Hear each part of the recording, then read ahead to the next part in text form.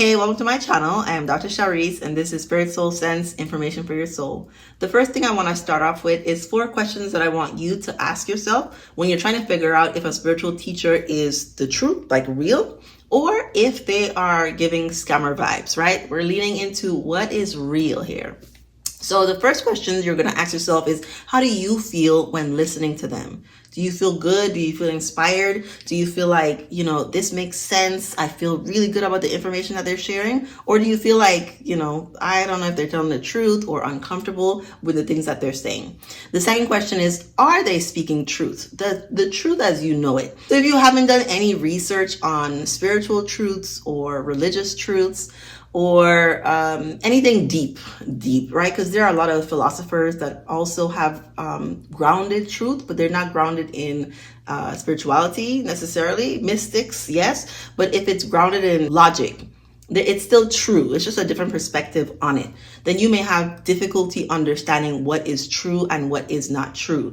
But the truth is often hard to dispute because it's grounded in a knowing, whereas the fake stuff is usually grounded in half truths. So it's like one thing sounds like it could apply, but the other piece of it doesn't. Oftentimes there's a lot of information that other people share that's not grounded in truth. Like there's no realness about it. There's no logic behind it, but they're sharing it as if it's truth because they want to manipulate you, or they want you to buy something, or they want to use you for their own gains.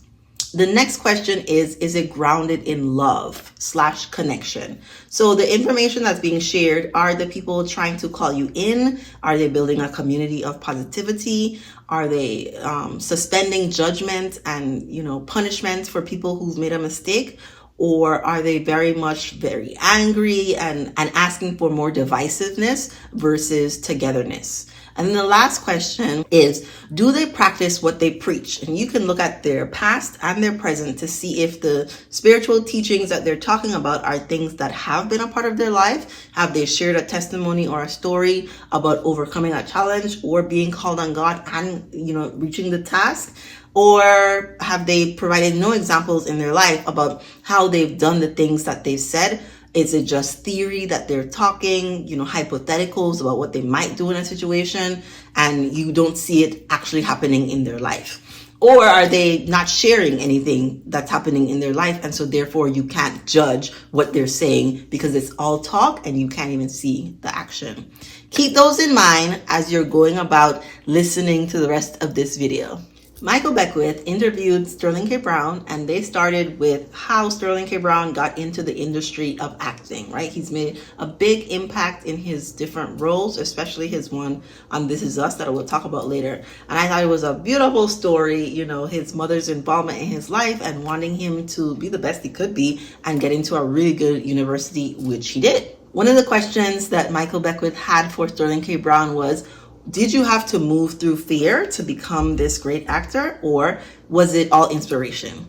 And I thought it was a very good question. I mean, Michael Beckwith acts great. He's very connected, right? So spoiler alert, Michael Beckwith is very connected, right? And so I just want to use him as an example for all the right things that are being exemplified by him that lets you know he's a person that speaks from God, from love.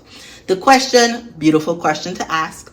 Sterling K. Brown definitely was inspired, but also had to move through some fear from the people around him. And Michael Beckwith also shared his own story about, being called to start Agape Church and quitting his job and not having some of the things in place that one would think you should have when you're starting a business, but trusting on the Lord to do the things that he knows he needed to do. And this is one of the examples of him practicing what he preaches. He got feedback from people around him, some people doubting that he was making the right decision, him knowing he's doing what's true to himself and to God because this is what he was called to do, and also receiving very positive feedback from some of the people who were inspired by him about, wow, you are actually doing this. It's not easy. There are lots of challenges on the way, but you are doing it. You are standing in truth and doing what you know you should be doing. Michael Beckwith also said that he got messages from God that said, if you're not living up to your full potential, then we don't think you need to be on the earth anymore. And that reminded me of when Brene Brown said, dreams don't die, they fester. Like, people die. You can have your own personal hell on earth. I think people die a little bit inside every year that they don't do something they said they were gonna do last year. We are supposed to be on earth to have good lives, have full lives, to live in abundance.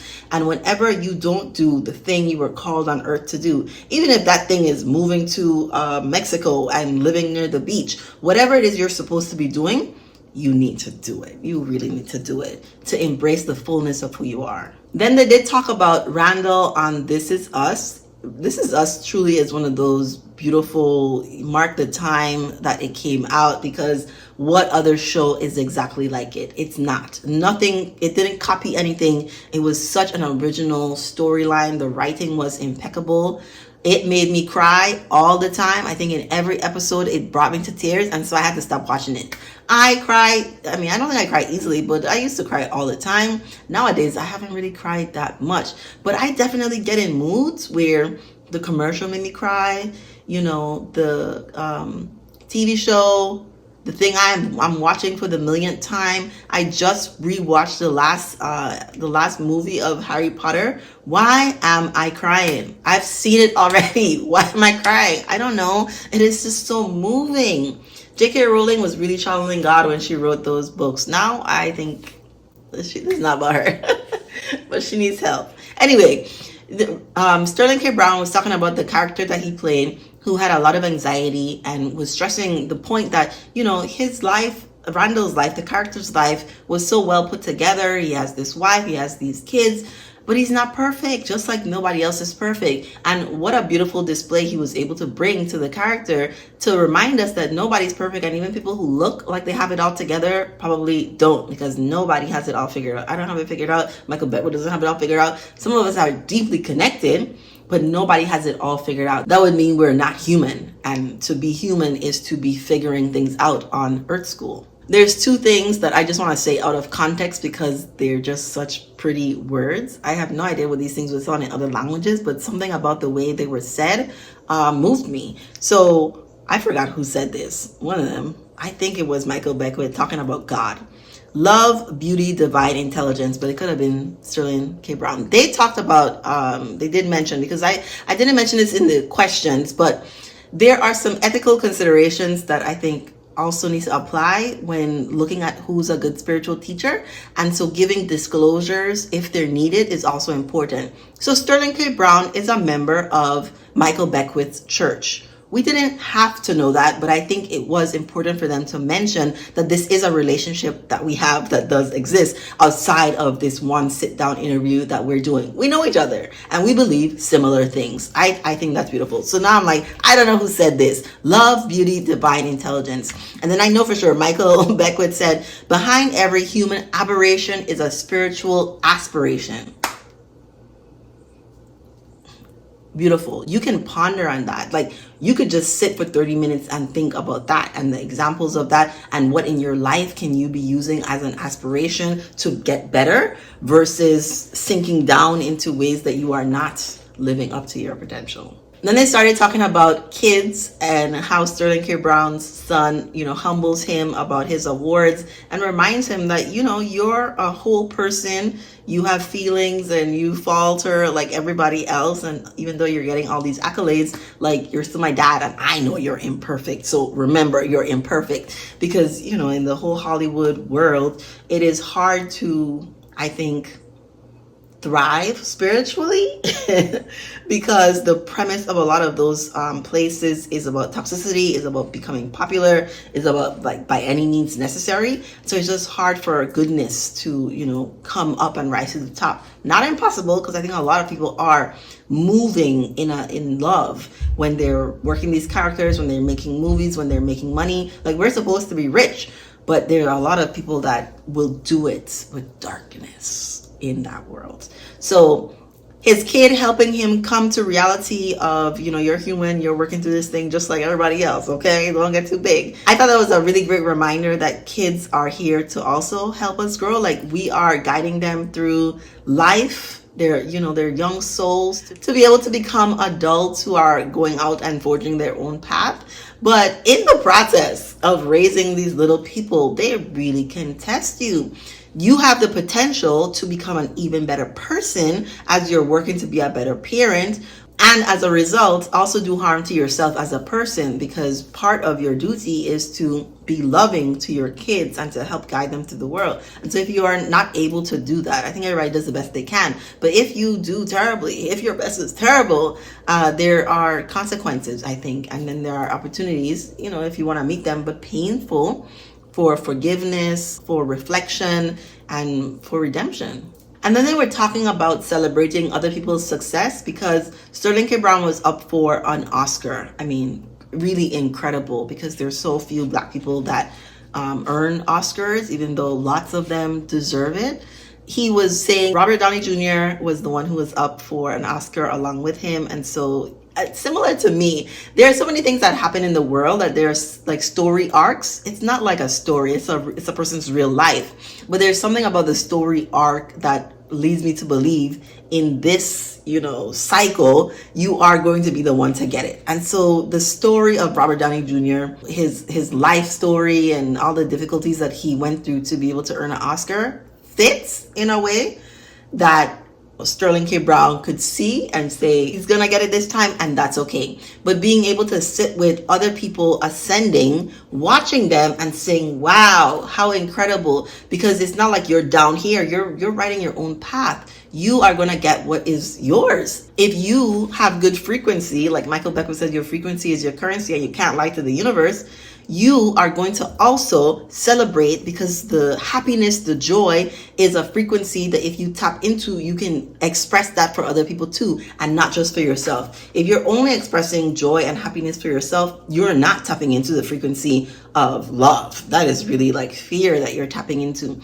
But being able to sit with yourself and say, whew, I am happy that this person is able to experience all the fullness of life. They mentioned 3 TV shows, movie, Everything Everywhere All at Once, that I have a review on. I think it's incredible. Dark Matter, which I think is a TV show that I have not seen, and The Matrix. So there's a greater point here. I don't know if I have it much later, but there's a greater point where they mentioned Terrence Howard, and I'll save it for later. But Everything Everywhere All at Once, multi-dimensional movie. Dark Matter, also multi-dimensional. Matrix, I think, is like one dimension, but either you're plugged into the Matrix or you're not. I haven't seen Dark Matter, but the premise for it is that, this man was stolen from his dimension, universe, and he's trying to find his way back.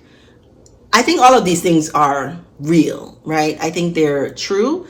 They're very interesting to think about. And while I was taking a shower today, as I was mentally preparing for this video, I was thinking maybe one day it would be fun to like go into the rock universe. Like, I don't know. I don't think I would go though. I don't think I would care about other universes, but I'm getting ahead of myself, because I guess we'll just include Terrence Howard here now, because there are people right now who do ayahuasca, who smoke marijuana, use other, psychedelic drugs to tap into the God inside of themselves, right? Do it purposely, not to escape, but to experience. And I have a whole video about how I ain't doing none of that. I don't care about none of that. Listen, close my eyes for 5 seconds, 30 minutes, I can feel God so strong. I really do feel God so strong. And so I think just because I'm an old soul and I've come so many lifetimes, I don't feel the need for those experiences, because I feel God so strongly that I just can't imagine, right? All of that sounds like overwhelming to me. I don't think I need any of that to tap into God. But that there might be somebody who says, no, I'm going over to the cake universe or the hot dog universe. I'll be right back because it's fun, right? My idea of fun, clearly, come on now, my idea of fun. But I think I could get it, why people focus so much on these multi-dimensions. Maybe it could be a fun thing to go over to the other universe where you have these set of skills and experiences and have a different type of fun. Terrence Howard, I don't think he talks about dimensions per se, but he has a very specific talking point that he's doing now. I just looked briefly. Michael Beckwith said Terrence Howard did ayahuasca and had it, his whole experience, and I guess came back just very spiritual and connected and in the knowing. I saw some comments about, saying he's crazy or mental health or yet should talk to somebody, which made me think of the link between mental illness and the spiritual world. My father has delusions. My father deeply believed, I don't know what he believes now, deeply believed in dimensions. And one of the ways I've conceptualized schizophrenia has been being trapped between the two worlds, or having such difficulty in the physical human world because you want to be in the spiritual. Like there's just a back and forth that's a difficult thing for the person to exist now. And I do think because we're humans here, we're supposed to be physical. I am a spiritual being, but I'm having this human physical experience. I'm supposed to make the most of it. I'm supposed to enjoy it. And people with schizophrenia, people who talk to themselves, people who are out of their mind, they don't look like they're enjoying it. And so I don't know. I didn't watch, much of the videos on Terrence Howard or hear his interview with Joe Rogan or any of that. But if he's not enjoying it, right? Because I also think people who are trying to beat down your throat, that I know the truth and you need to plug out of the matrix and all of this, they're doing it from fear. It's my theory. I don't know about Terrence Howard, but people who are trying to beat into you need to wake up and you need to know this and all that stuff doesn't feel loving or kind to me. And so I think in the same way people, I have a video I'm thinking about doing on cults. In the same way people latch on to an idea or an ideology, they sort of make it their personality and they're still feeding their ego. Even though a lot of it is based in truth, the motivation of it is still fear. Like they were living in fear before, but now I found this new thing. People can attack you with Jesus. Mean-spirited, abhorrent behaviors from people who say they believe in Jesus. No, you don't, because Jesus would never harm people the way you are harming people. You just want to attach yourself to an ideology that you think is superior so that you can feel better than other people. That's not love or loving. Michael Beckwith also mentioned ministers would come to his church to get spiritual teaching because this man is grounded in truth. So more evidence on how he is the person that's tuned in and turned on. I like Abraham Hicks too, who is giving people the information that's actually going to help them, heal them, move them in the direction of love. They tell us a little bit about Sterling K. Brown's mother, who's a staunch Christian. And so, from her perspective, anything that's not Jesus is of the devil. And Michael Beckwith talked about how he believes in the same God as Jesus and that he thinks everybody eventually gets there. Sterling K. Brown was kind of pushing back on this. You think they get there? Because my mother isn't. I don't think everybody knows that. If you're taking your last breath, I'm not sure I would say you get there eventually. I think in a different life cycle, you will definitely get there. I do think we're all going to our souls will come back, and eventually become enlightened beings who get it, right? Until then, I do think there are lots of people who leave this earth in this life cycle and never get it, never understand that God is everything and that Jesus, the way, the truth, the light, worship God, and God is not a person or a man in the sky, and he's the one true God, and you feel it, you know it, versus believe per se. You know what I mean? That people can use religion to say they know a thing to be true when religion was made by men and not God, right? People are making things up for themselves, trying to understand and explain God, which is why if you go back far enough in how people made up Christianity, you will not like what you find, which is why most people don't look, because the challenging of the self means that part of you will die, and it's painful. It's shocking, and most people don't want to feel uncomfortable.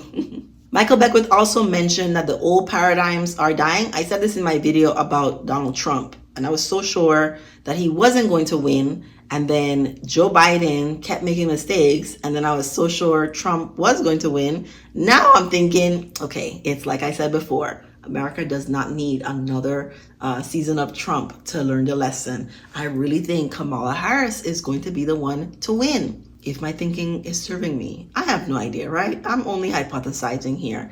But I know for sure, I know, like Michael Beckwith said, the old paradigms are dying. Like they are. Anybody who's attaching themselves to the status quo is in for a rude awakening, because the human species continues to evolve. We are going to keep changing. And even if Trump does win, people are going to be shocked into realization about something. There's going to be something else. And then the president who's there after that is probably going to be another shock.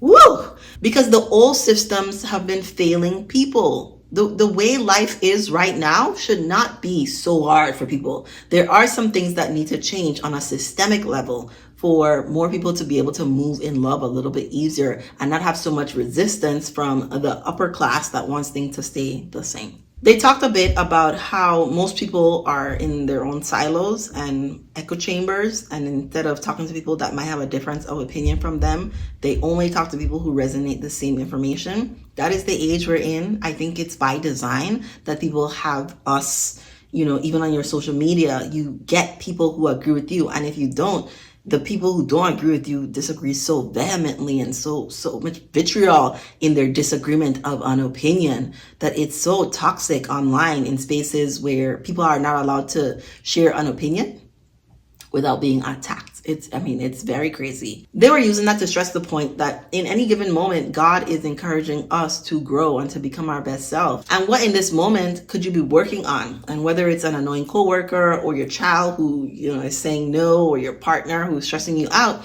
what can you do in this moment to be more loving, more kind, more patient? They did talk about Brown's most recent work, American Fiction, which I've seen the trailer when it first came out, about how this Black writer did not get any accolades or fame or people reading his book until he added like stereotypical Black trauma to his books. I think the movie is up for a number of awards, which is just so interesting. I haven't seen it. I think it might be one of the things I add to my list. But it did make me think about how in real life, movies like Precious and 12 Years a Slave, I don't know if Django won anything, but also like Monsters Ball, where Halle Berry had this graphic sex scene that's a part of it, that the people that hand out these awards really have their own vision about how they want to view Black people. And so when you stay in that role, that's what they want to award. Not to say those movies weren't done well. I think they were done extremely well, but that there are extremely well done movies that don't highlight Black trauma that could also be awarded. That's my point. To wrap things up, they didn't talk much on Sterling K. Brown's marriage. I've seen them online. I think they're a cute couple. I think there are some challenges in their relationship that are none of our business, but they are coming out with a podcast that I might hop in to listen, because as somebody who's preparing for marriage, I think it's helpful to understand how some other people are doing it, to see what could work when I get married in solving conflict and maintaining good sexual life and happiness and communication, money, like all the things. I would love to learn more from more people. And I was following the podcast by Candace Brathwaite and her husband were doing a podcast, but then I think Candace is just so busy and she's working on other projects, so they stopped doing theirs. But I thought it was great. They were coming from the perspective of having been together since they were very, very young, which is different than, say, when you're my age, 35, and getting ready for marriage.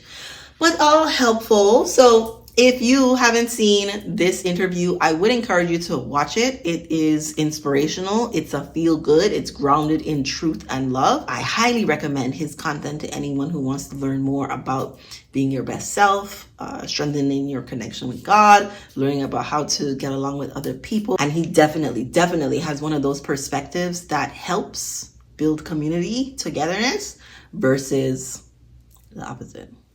Let me know what you think in the comments. If you enjoyed this video, please give it a like, subscribe to my channel for more videos like this, and thank you for watching.